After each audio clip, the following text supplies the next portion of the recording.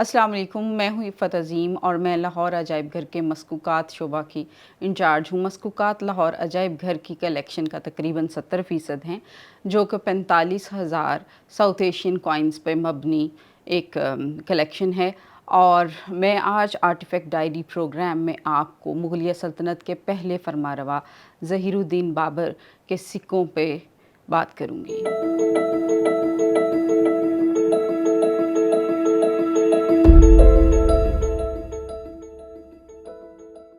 तो आइए चलते हैं अब बाबर के सिक्कों की तरफ। तो सबसे पहला सिक्का जो मेरे पास है वो आगरा से इशू किया गया, और आगरा मिंट उन 7 टकसालों में शामिल है जहाँ से बाबर ने सिक्के इशू किए। और उन 7 टकसालों में लाहौर, तत्ता, जौनपुर, लखनऊ जिसे बाद में लखनऊ कहा गया से सिक्के भी इशू किए गए।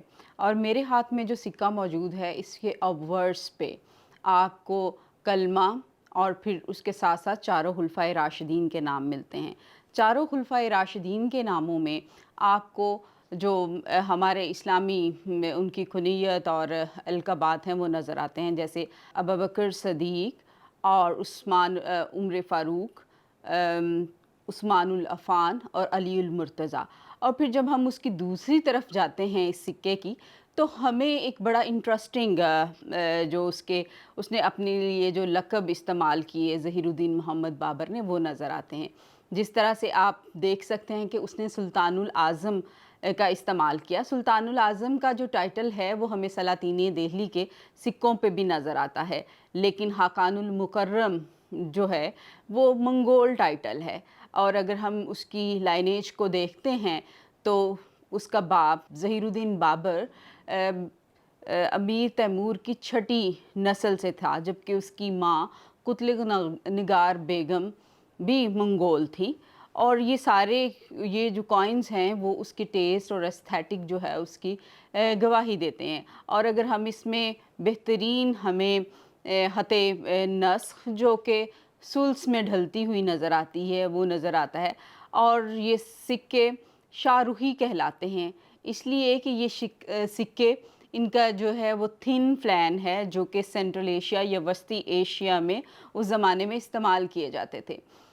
ये बाद अज़ां यही मुग़लिया कॉइन्स जब अकबर के दौर में आते हैं तो वहाँ पे इसकी वेट स्टैंडर्डाइजेशन होती है, जो कि 1 तोला के अंदर होती है। और अब आपको मैं ये दिखाने के लिए कि आप ये देख सकें कि बाबर के अहद में इसका वज़न और सिक्के का कुतर और इसकी जो मोटाई थी वो कितनी थी, क्योंकि किसी भी सिक्के को आइडेंटिफ़ाई करने के लिए उसका वज़न और उसका जो मेजरमेंट है वो बहुत इम्पॉर्टेंट होती है। तो अभी मैं आपके सामने आपको इस कॉइन का वेट और साइज़ जो है वो मैं आपके साथ शेयर करती हूँ।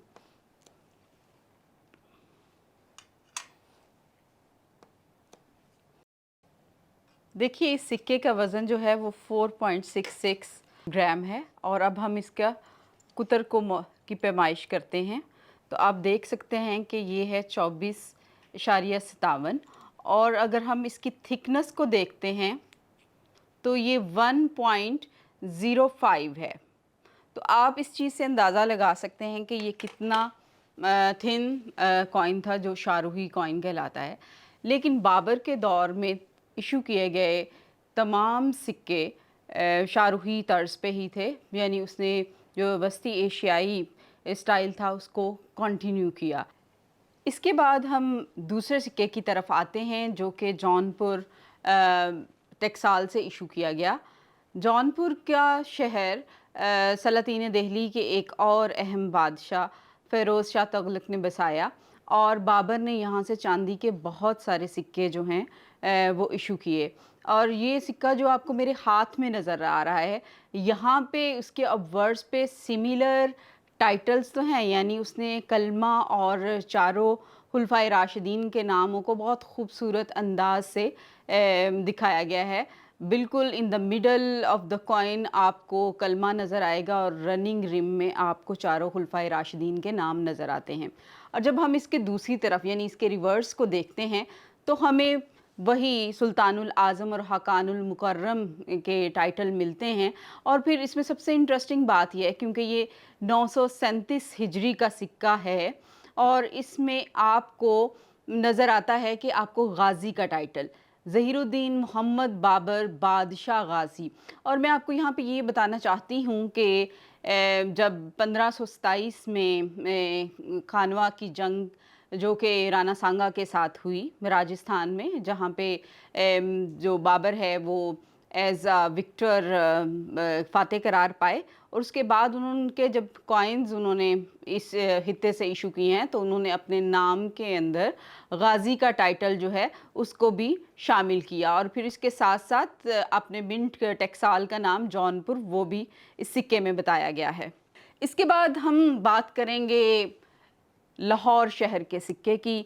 लाहौर शहर का सबसे पहला तारीख़ी सिक्का जो हमें मिलता है वो हमें महमूद ऑफ गज़ना और उसके जानशीनों से, जिसमें मसूद अव्वल, मौदूद, इब्राहिम फ़र्रुख़ज़ाद के नाम शामिल हैं।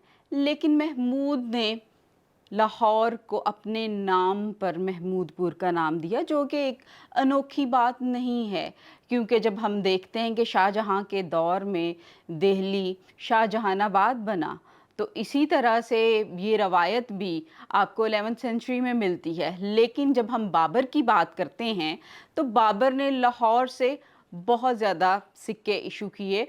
और इसका भी अगर हम इसके कॉइन के वर्ड्स की तरफ आते हैं तो ये आपको कलमा और रनिंग रिम में खुलफाए राशिदीन के नाम नज़र आते हैं। जब हम इसके बैक साइड पे जाते हैं तो इसमें सिमिलर वही सुल्तानुल आज़म और हकानुल मुकर्रम के टाइटल नज़र आते हैं। और इसमें जो हमें डेट मिल रही है वो 936 की डेट है। और ये सिक्का भी खूबसूरती इसमें बहुत खूबसूरत जो है वो कैलीग्राफी की गई है, जो कि नस्ख लाइकली टू बी सुल स्टाइल में है। और इसके बाद जो मेरे पास नेक्स्ट सिक्का है, इसकी टाइप थोड़ी डिफरेंट है। ये भी लाहौर से इशू किया गया है। इसमें विद इन द सर्कल कलमा और रनिंग रिम में आपको खुलफाए राशिदीन के नाम नज़र आते हैं।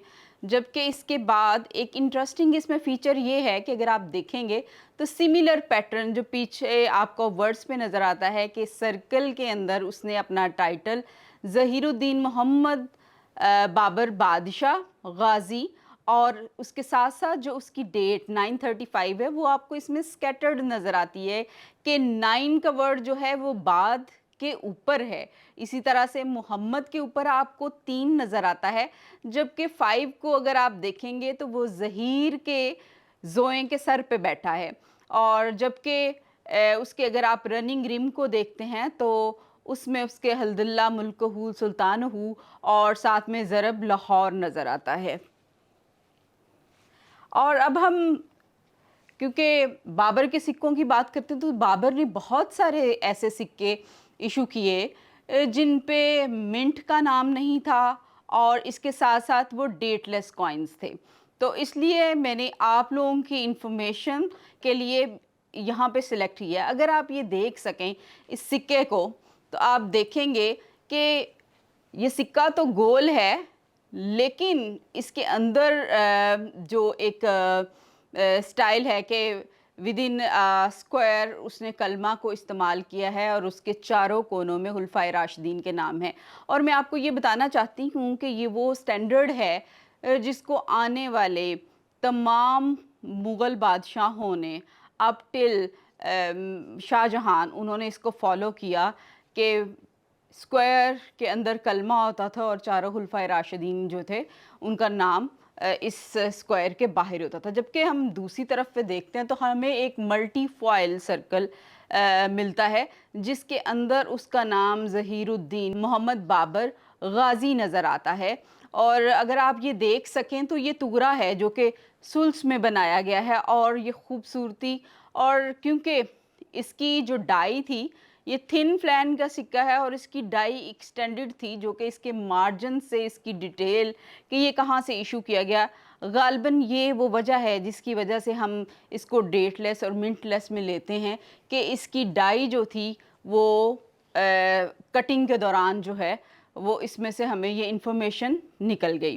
اور پھر سم ٹائم، کیونکہ آپ کو پتہ ہے کہ بابر کا 1526 میں وہ یہاں کا حکمران بن رہا ہے، لیکن اور وہ 5 سال یہاں کا حکمرانہ 1526 سے 1530 تک کا اس کا یہاں پہ یہاں ہندوستان پہ اس کی حکمرانی رہتی ہے.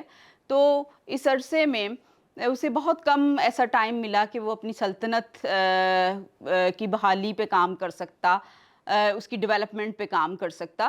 تو اس لیے اس کے بہت سارے سکے ہمیں سینٹرل ایشین منٹ سے بھی ملتے ہیں، جیسے سمرقند سے ہیں، بدخشاں سے ہیں، اور کابل سے، افغانستان سے بھی اس کے کچھ سکے ہیں. تو اس دور میں بہت سارے سکے جو کہ سینٹرل ایشیا میں چل رہے تھے، ان کو ہی بعد ازاں اوور سٹرائک کیا گیا، یعنی آلریڈی ایگزسٹنگ ورس اور ریورس کی ڈائز جو تھیں ان کے اوپر سٹرک کیا گیا. اگر آپ اس سکے کو دیکھ سکیں تو اس کے ورس پہ کلمہ ڈیفینیٹلی ہوگا، کیونکہ یہ تھن کوائنز ہیں تو یہ کلمہ اس طرف سے وہ ریز ہو چکا ہے. تو دوسری طرف پہ ہمیں 2 سٹرائکس ملتی ہیں اگر آپ دیکھ سکیں. جو اس میں اوور سٹرائک ہے اس کو ہم پڑھ نہیں سکتے، لیکن اگر آپ دیکھیں تو ہارٹ شیپ میں آپ کو ایک ڈائی سٹرک ملتا ہے جو کہ ظہیر الدین محمد بابر جو ہے اس کو انڈیکیٹ کر رہا ہے.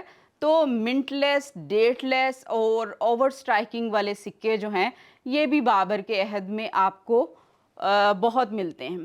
اور پھر ان سکوں میں جو سب سے امپورٹنٹ سکہ جسے میں کہوں گی جو آپ کی اور ہم سب کی انفارمیشن کے لیے بہت ضروری ہے، وہ سکہ ہے جس کا ٹکسال ہے اردو.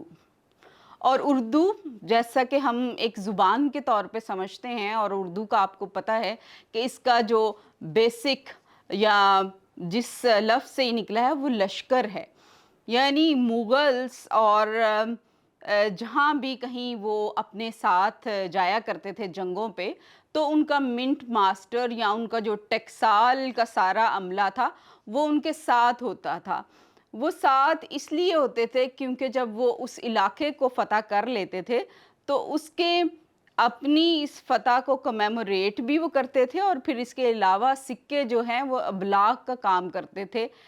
بادشاہوں کے نام پہ خطبے پڑھے جاتے تھے اور سکے جاری کیے جاتے تھے، اور یہ سکے اس بات کا اعلان ہوتے تھے کہ ایک نیا بادشاہ جو ہے وہ اس علاقے پہ حکمرانی کر رہا ہے.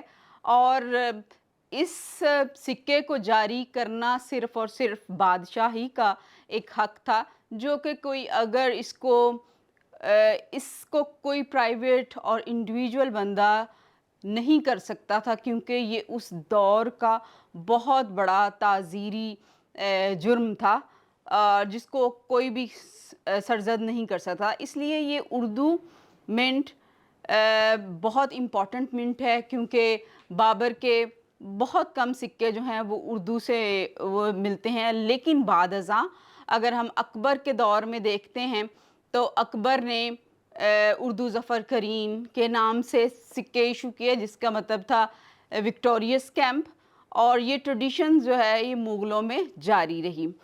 اور پھر اس کے بعد ہم بات کرتے ہیں بابر کے کاپر کوائنز کی یا تانبے کے سکوں کی.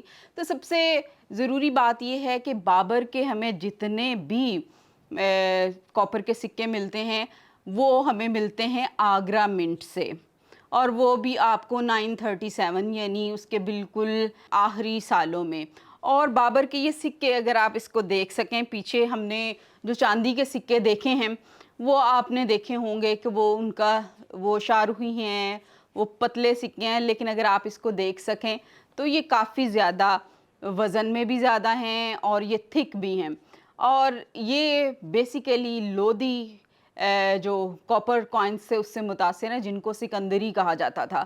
اور میں نے آپ لوگوں کے لیے یہ 3 ڈفرینٹ یہاں پہ کاپر کوائنز کو سلیکٹ کیا، جس میں سب سے پہلے یہ سکہ ضرب آگرہ سے ہے، اور آگرہ کو بابر نے 3 مختلف نام دیے.